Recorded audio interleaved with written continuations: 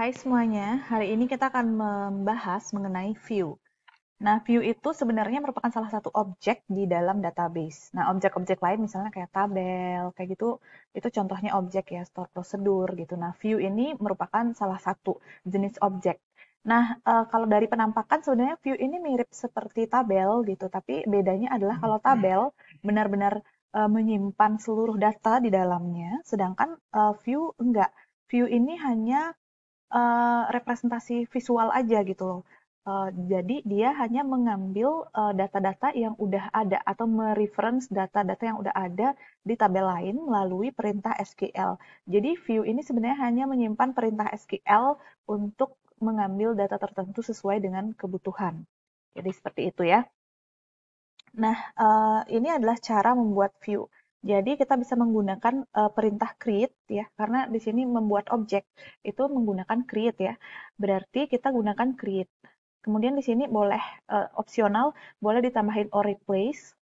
Or replace ini akan bekerja menggantikan view yang sudah ada. Tapi kalau misalnya view-nya belum ada, dia akan dibuat baru. Tapi kalau view-nya udah ada, ya udah, maka akan diganti dengan sesuai dengan perintah yang kita definisikan berikutnya. Oke, jadi create or replace view, atau langsung aja create view. Kemudian apa nama view-nya? Kolom list-nya boleh kalian tuliskan kalau kalian ingin memberikan nama kolom secara spesifik terhadap kolom-kolom di dalam view kalian. Nah, kemudian S. Nah, baru perintah SQL di sini untuk mengambil data apa yang mau dimasukkan ke dalam view. Kita langsung aja praktek ke menggunakan MySQL Workbench ya. Jadi di sini saya menggunakan Employees DB atau database classic model.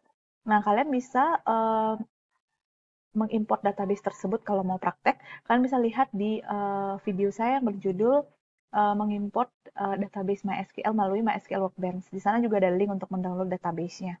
Nah, oke, misalnya saya membutuhkan untuk melihat di sini misalnya saya ingin melihat data dari order-order dengan order tertentu gitu kan, atau misalnya data seluruh order dulu deh, misalnya kayak gitu kan, apa aja sih barang-barang yang dia beli dan dia dapat harga berapa, jumlahnya berapa gitu kan. Berarti kan saya akan menselect order ID ya, order ID order number ya. Order number,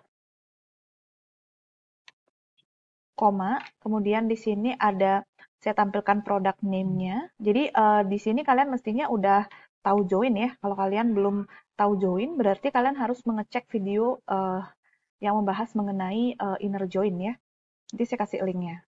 Kita tampilkan product name, kemudian kita akan menampilkan berapa banyak dia order dan harganya berapa di quantity order. Kemudian price each. Nah, misalnya seperti itu from. Nah, di sini saya akan merelasikan dari saya mengambil let's say saya hanya mengambil dari dua tabel ya. Karena order number, quantity order dan price each adanya di order detail sedangkan product name adanya di tabel produk, saya cukup mengambil dua tabel aja. Nah, yang merelasikan mereka apa? Klik aja di sini product code. Ya udah berarti karena sama kita bisa gunakan natural join ya. Products. Nah, kalau misalnya saya tampilkan seperti ini kan tampil nih, berarti berapa, jadi order-order ini apa aja yang diorder dengan berapa banyaknya, kemudian berapa harganya. Nah, sekarang perintah SQL ini kan harus saya eksekusi setiap saya membutuhkan data tersebut, kayak gitu ya. Nah, ada cara sebenarnya gimana biar data ini kalau memang sering banget saya akses, jadi data transaksi seperti ini misalnya sering banget saya akses, misalnya saya tambahkan hasil kali antara quantity dan price each ya. Nah, saya sering banget misalnya membutuhkan data seperti ini gitu kan. Berarti kalau kayak gitu data ini alangkah enaknya kalau dia kesimpan sehingga nanti saya tinggal membuka datanya saja di dalam sini gitu. Tapi kalau saya bikinin tabel, jadinya kan double dong. Pertama double gitu kan.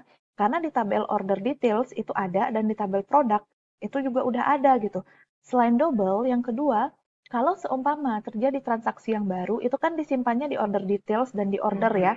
Nah, jadi saya harus masukkan juga dong ke tabel baru yang saya buat yang khusus nyimpen field-field ini. Kan nggak efisien dong jadinya gitu kan. salah-salah nanti datanya tidak konsisten. Nah, kita bisa buatkan view, di mana karena jadi view ini menyimpan SQL, tapi dia nanti bisa kita akses seolah-olah dia adalah sebuah tabel. Jadi nanti ketika terjadi perubahan data di tabel aslinya, dia akan ikut berubah gitu ya. Kita bisa create view, misalnya namanya, ini saya awali V ya, misalnya namanya view order. Order produk gitu kan misalnya. Atau ya produk order, order produk deh. Namanya bebas lah ya, yang penting mencerminkan isinya. Jangan lupa S. Nah, jadi sintaksnya create view, nama view-nya apa, kemudian S apa. Nah, jadi seperti itu. Ini kalian eksekusi.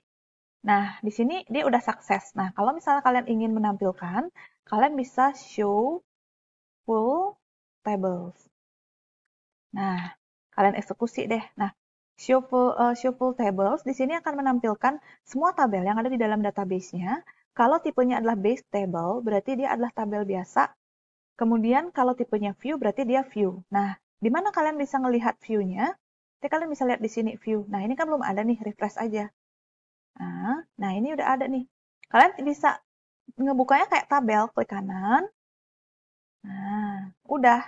Jadi kayak seolah-olah kalian membuka sebuah tabel, tapi sebenarnya kalian tidak membuat dua tabel gitu kan. Ini jadi lebih simple ya. Kemudian saya misalnya ingin mengakses order number tertentu misalnya. Nah, gampang aja sih, atau misalnya saya klik aja. Nah, ini ya, misalnya saya pengen 10211. Saya tinggal gini aja, select, bintang, from, nama view-nya apa, misalnya order product, where, apa tadi, order number, sama dengan, nah misalnya berapa ya, 10211 misalnya, 10211. Nah, saya ingin menampilkan yang itu. Nah, maka dia akan menampilkan khusus produk 10211. Dan ini persis seperti saya mengambil data dari sebuah tabel. Jadi, view itu seolah-olah dia mirip seperti tabel gitu. Padahal dia aslinya tuh nggak nyimpen data. Dia sebenarnya cuma nyimpen SQL doang sih, kayak gitu ya. Jadi itu enaknya. Kita juga bisa misalnya cuma mau nampilin order number sama product name. Ya nggak masalah, kita tinggal tulis di sini. Order number, product name. Nah, misalnya seperti itu. Sama aja gitu. Jadi sama persis seperti tabel perilakunya dia gitu. Jadi kita bisa select-select dari dia gitu kan. Nah, kemudian kalau misalnya oke, tadi saya select bintang lagi ya. Saya select bintang nih. Nah, jadi di sini kan namanya jelek tuh, misalnya saya mau perbaiki namanya. Saya kasih namanya subtotal gitu kan misalnya. Berarti kan kita harus mengubah view kita ya. Kalau mau mengubah view, berarti kan ini view-nya ya. Kalian jangan lagi mengeksekusi perintah create gitu kan. Nah, ini saya eksekusi error dulu ya, biar luas. Oke. Jadi kalian jangan mengeksekusi create view gitu kan, lalalala. Nah, jadi misalnya di sini as subtotal. Kan ini ya, biar ada namanya, misalnya kayak gitu. Kalian create view, nah kalian eksekusi. Nah, ini salah jadinya. Kenapa? Karena view already exist. Nah, jadi kan view-nya udah ada tuh. Berarti kalian tuh bukan meng-create seharusnya, tapi kalian melakukan pengubahan view. Kalian bisa menggunakan alter, gitu ya. Atau bisa juga create or replace kan tadi ya. Ups. Create or replace view. Nah, kita coba ya. Jadi dibuat atau diganti ya. Nah, ini udah berhasil nih, karena kalian meng-create atau mereplace dia. Kalau misalnya ternyata ada, kita replace dia gitu. Atau boleh di-alter aja sih gitu. Nah, kalau misalnya saya select bintang untuk menampilkan datanya, nah ini dia udah subtotal namanya gitu. Jadi dia udah berubah. Atau misalnya kalau ingin mengubah, kalian bisa menggunakan alter. Alter view. Nah, jadi seperti itu ya. Nah, cuman di sini saya nggak ada ngerubah apapun sih gitu ya. Artinya kalau mau ngerubah, kalian bisa gunakan alter karena merubah structure ya. Oh ini, oke, menampilkan semua ya. Ini subtotal ya. Atau kalian bisa juga menggunakan create or replace. Jadi kalau kalian mau aman dari awal, ini di copy paste, tinggal diganti select-nya aja. Misalnya kalau ada yang berubah, kalian gunakan aja create or replace. Nah, gitu ya. Atau cara lain sebenarnya kalau misalnya kalian mau memberi nama kolom-kolom tertentu, tuh kalian bisa kayak gini sih. Ini sih eksekusi deh biar luas. Nah, kalian bisa kayak gini, create or replace view, nama view-nya apa. Nah, kemudian di sini nama kolom yang ingin kalian kasih nama baru gitu. Misalnya order number ini misalnya oke, no order. Ups. Kemudian contoh nih misalnya ya, nama produk. Kemudian jumlah, quantity itu misalnya jumlah. Kemudian harga. Kemudian terakhir subtotal. Nah, kalian bisa kayak gitu. Ini saya enter ya. Nah, ini nggak usah kasih subtotal lagi. Nanti otomatis order number jadinya no order, product name jadinya nama produk, quantity order jadinya jumlah, price is jadinya harga, dan hasil perkalian ini akan jadi subtotal. Kalian bisa tulis langsung dalam kurung gini setelah nama view-nya dan sebelum S, atau kalian bisa tuliskan di sebelah nama kolomnya langsung gitu. Jadi dialiaskan gitu nanti sama aja sih hasilnya gitu. Kita eksekusi dulu ya. Nah, jadi ini udah sukses. Nah, mari kita lihat. Saya select bintang from V order products. Nah, ini ya. Nah, jadi udah ada nih langsung gitu. Oke, sama nih, ini nama-nama kolomnya. Nah, kemudian yang terakhir adalah bagaimana caranya kita menghapus view yang sudah ada, misalnya kayak gitu.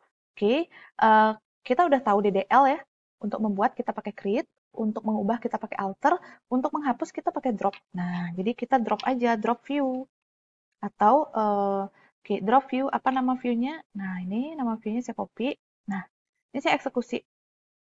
Nah, ini kan sudah contreng, berarti harusnya udah sukses ya. Jadi kalau misalnya saya show full tables, nah ini udah nggak ada nih shift view-nya.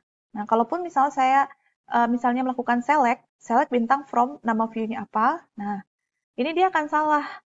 Ini nggak ada katanya dia. Tabel ini nggak ada gitu. Karena kalau kita men-select from dianggap sama dia kan tabel ya. Jadi tabel ini nggak ada. Karena view-nya udah kehapus gitu. Kalaupun misalnya kalian eksekusi drop lagi, misalnya uh, misalnya tadi ragu-ragu udah ke drop belum ya.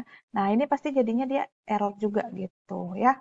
Jadi seperti itu ya. Atau kalian tambahkan drop if exist view drop if view if exist ya. Oke, kebalik ya.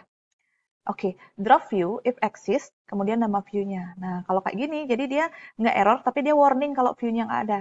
Tapi kalau view-nya ada, dia bakalan kehapus. Cuman kalau nggak ada, dia nggak error, cuman ini dikasih tahu aja kalau view-nya itu tuh udah memang nggak ada di sana gitu. Nah, itu sekilas mengenai view ya. Mudah-mudahan ini memberikan kalian pemahaman yang lebih baik lagi. Nah, di video berikutnya saya akan menjelaskan lagi lebih dalam mengenai view, bagaimana kalau kita ingin melakukan update data melalui sebuah view.